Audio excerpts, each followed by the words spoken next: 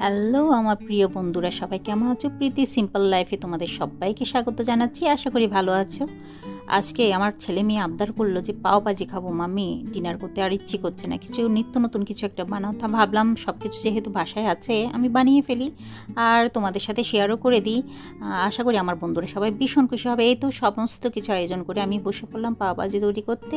প্রথমে মশলাটা বানিয়ে নেব। কি কি আছে এখানে দেখতেই পাচ্ছ। এখানে আছে গোটা জিরে, মৌরি, ধনে, এলাচ, স্টার অনিস, একটা তেজপাতা আছে, লং আছে, সমস্ত কিছু আমি হালকা একদম আঁচের মধ্যে এটা একটু ভেজে নেব। ভেজে এটা আমি মশলা তৈরি করে নেব, পাউডার করে নেব আর কি। আর এখানে দেখতেই পাচ্ছ আমি ফুলকপি আর গাজরটা একটু ভাপিয়ে নেব আর অল্প পরিমাণে নুন দিয়ে এটা আমি ভাপিয়ে নেব। এটা ভাপিয়ে বসে দিয়েছি আর এখানে মশলাটাও একদম খুব ভালোভাবে একটু হালকা গরম হয়ে এসছে। এখন এটাকে আমি পাউডার তৈরি করে নিচ্ছি। খুবই সুন্দর একটা অ্যারোমা বেরোবে এই পাউডারটা করলে। এটাই হচ্ছে পাও ভাজির মেইন মশলাটা। তো তৈরি করে নিলাম। এখন সে একই মিক্সার মেশিনের মধ্যে আমি দিয়ে দিলাম কিছুটা ভেজানো লঙ্কা আর কিছুটা রসুন। এটাও আমি পেস্ট করে নেব, অল্প পরিমাণ জল দিয়ে এটা আমি পেস্ট করে নেব। সমস্ত কিছু এখন রেডি, চলো রান্নার দিকে চলে যাই। এই তো দেখতেই পাচ্ছ পেস্টটা একদম রেডি। আর এই যে দেখতে পাচ্ছ এখানে সামান্য পরিমাণে হলুদ দিয়েছি যাতে টেস্টটা খুব ভালো আসে, আর নুনটাও কিন্তু আমি ঠিকঠাক মতোই দিয়েছি। আর এটা একদম ভালোভাবে রান্না করে নেব একদম নরম হয়ে আসা পর্যন্ত। আর এই যে এখন একটা ফ্রাই প্যানের মধ্যে এই বাটারটাই আমি ইউজ করব, একটু দেখিয়ে দিলাম। বেশ বড় সড়ো একটা পিস বাটারে দিয়েছি। অল্প পরিমাণে তেল দেবো যাতে বাটারটা পুড়ে না যায়। অল্প পরিমাণে তেল আর বাটারটা যখন মেল্ট হয়ে যাবে তখন কিন্তু অনেকটা বেশি দেখা যাবে। এই যে দেখতে পাচ্ছ কতটা পরিমাণে আমি কোয়ান্টিটিতে দিয়েছি। বাটারটা যখন একদম নরম হয়ে যাবে, মানে মেল্ট হয়ে যাবে, তারপর এখানে আমি কুচো করা সেই পেঁয়াজটা দিয়ে দিলাম। বেশ অনেকটাই পেঁয়াজ দিয়েছি, ফ্রাই প্যানটা কিন্তু ভীষণ বড়। আর দিয়ে দিলাম আমি কুচো করে রাখা ক্যাপসিকামটা কিন্তু আমি বয়েল করিনি, আর ক্যাপসিকাম বয়েলও করতে হয় না, এটা একদমই নরম। আর দিয়ে দিলাম সেই ভাপিয়ে রাখা সবজি, যেটা গাজর ফুলকপি দিয়ে দিলাম। বেশ অনেকটা পরিমাণে আমি টমেটো দিয়েছি। টমেটোটা তোমরা বাড়িয়ে কমিয়ে তোমাদের মতো করেই দিতে পারো। আর সেদ্ধ করা আলু দিয়ে দিয়েছি, 1 কাপের মতো সেদ্ধ করা আলু দিয়েছি। আর কোয়ান্টিটিটা তোমরা তোমাদের মতো করেই দেবে, কোনো সমস্যা নেই। আমি আমার মতো করেই তৈরি করেছি। এখন সমস্ত কিছু একটু ভালোভাবে নেড়েচেড়ে রান্না করে নেব, বাটারের সাথে খুব ভালোভাবে মিক্স করে নেব। আর দিয়ে দিলাম এখানে আদার পেস্ট। যেহেতু রসুনটা আমি লঙ্কার সাথে পেস্ট করে নিয়েছি, এখানে শুধুমাত্র আদার পেস্টটাই দিয়েছি। আদার পেস্টটা খুব ভালোভাবে মিক্স করে নেব। এখানে কোনো রকম জল অ্যাড করা যাবে না, সমস্ত কিছু কম আঁচের মধ্যেই রান্না করে নিতে হবে। এখন বোম্বাইয়ের সেই স্ট্রিট ফুড পাও ভাজি কলকাতার আনাচে কানাচে এমনকি প্রতি ঘরে ঘরে তৈরি হচ্ছে। তো আমিও কেন পিছিয়ে থাকবো বলো, আমিও তৈরি করে নিলাম আর তোমাদের সাথেও শেয়ার করে দিলাম। আর খেতে কিন্তু কী বলবো, এত টেস্টি হয়েছে, এত টেস্টি হয়েছে। তোমরা যদি একবার ট্রাই না করো না বুঝতেই পারবে না। আর যেহেতু আমি আগেই অল্প পরিমাণে নুন অ্যাড করেছিলাম, আমি নুনটা এখন আমার স্বাদ মতো দিয়ে দিয়েছি।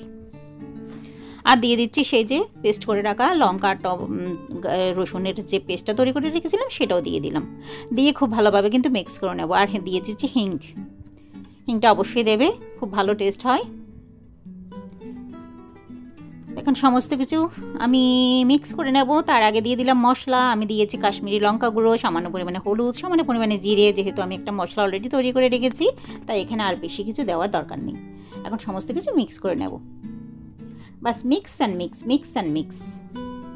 তাহলে তৈরি হয়ে যাবে আমাদের দুর্দান্ত স্বাদের পাওভাজি। আর এখন দিয়ে দিচ্ছি সেই মশলাটা, একদম 1 টেবিল স্পুনের মতো মশলাটা দিয়েছি আমি অল্প পরিমাণে, আবার লাস্টের দিকে নামানোর আগেও দিয়ে দেবো, তাই এখন অল্প পরিমাণে দিয়েছি। আর দিয়ে দিচ্ছি এখানে আমি লেবুর রস। তোমরা চাইলে আমচুর পাউডারটা দিতে পারো, আমার কাছে আমচুর পাউডারটা ছিল না বলে আমি লেবুর রসটা দিয়েছি। প্রায় পুরো একটা আস্ত একটা লেবুর রস এখানে আমি ইউজ করেছি। লেবু রসটা দেওয়ার সময় কিন্তু একদম কিপটামি করবে না, বুঝতে পেরেছো বন্ধুরা? দেখতে পাচ্ছ কত সুন্দর কালার এসছে। আর আমি কিন্তু একদম ম্যাশ করে ফেলবো না, কারণ পাওভাজিটা সবাই কিন্তু ম্যাশ করেই খায়, কিন্তু আমার না ম্যাশ করে খেতে একদম ভালো লাগে না। আমার একটু আস্ত থাকলেই না ভীষণ ভালো লাগে। আর সত্যি বলছি তোমরা একটু আস্ত রেখে দেখো, ভীষণই টেস্টি হয়। এখানে তোমরা তোমাদের পছন্দ মতো সবজি অ্যাড করতে পারো। আর দিয়ে দিলাম ভরে ভরে ধনিয়া পাতা। আর দিয়ে দিচ্ছি আবার একটা বাটার। এখানে যতটা বাটার দেবে ততটাই যেন কম মনে হয়। বাটারের সুন্দর একটা স্মেল আসে পাওভাজি থেকে। আর পাওভাজি মানেই হচ্ছে বাটারের সমারোহ, বুঝতে পেরেছো বন্ধুরা? এখন দিয়ে দিলাম। এখন আমার মশলাটা একদম রেডি, এটা আমি সাইডে রেখে দেবো। আর নামানোর আগে সামান্য পরিমাণে কাসুরি মেথি এখানে আমি দিয়ে দিচ্ছি। আমার না কাসুরি মেথিটা এত ভালো লাগে, আমি সমস্ত কিছুতে পারলে এই কাসুরি মেথিটা ইউজ করে থাকি। এই যে দেখতে পাচ্ছ এখন একদম রেডি। এটা আমি সাইডে রেখে দেব। আর নামানোর আগে অল্প পরিমাণে সেই পাউডারটা আমি দিয়ে দেব। যতটা পেরেছি আমি চামচ দিয়ে এরকম করে ম্যাশ করে নিয়েছি, তবে একটু একটু আস্তে আস্তে রেখেছি। বুঝতে পেরেছো? তোমরা স্ক্রিনের মধ্যে দেখলে বুঝতে পারবে। এই যে আমি দিয়ে দিলাম সামান্য পরিমাণে পাউডার। এটা একদম রেডি, একটা সাইডে রেখে দেবো। এখন পাউটা আমি ভেজে নেব। পাউটা এভাবে মাঝখান থেকে কেটে নিয়ে তারপর আমি বাটারের মধ্যে সেঁকে নেব। হয়ে যাবে আমার পাও ভাজি একদম রেডি। এপিট ওপিট করে একটু হালকা ব্রাউনিশ কালার চলে আসলে তোমরা পাউটা নামিয়ে নেবে আর পরিবেশন করে দেবে। আমি কিন্তু বাটার দিতে একদম কিপটামি করিনি, ভরে ভরে বাটার দিয়েছি। এপিট ওপিট একদম এরকম করে সুন্দর একটা ব্রাউন কালার আসা পর্যন্ত আমি ভেজে নিয়েছি। এটা আমাদের রাতের ডিনারই ছিল, সেজন্য আমি অনেকটা পাওভাজি এখানে করেছি। পাউটা ভেজে নিয়েছি আর কি। এই যে দেখতে পাচ্ছ এরকম 2-3 বার করে আমি পাউটা ভেজে নিয়েছি। এখন সার্ভ করার পালা। যেহেতু বোম্বাইয়ের সেই ফেমাস স্ট্রিট ফুড পাওভাজি, সেটা সুন্দরভাবে পরিবেশন না করলে হয়।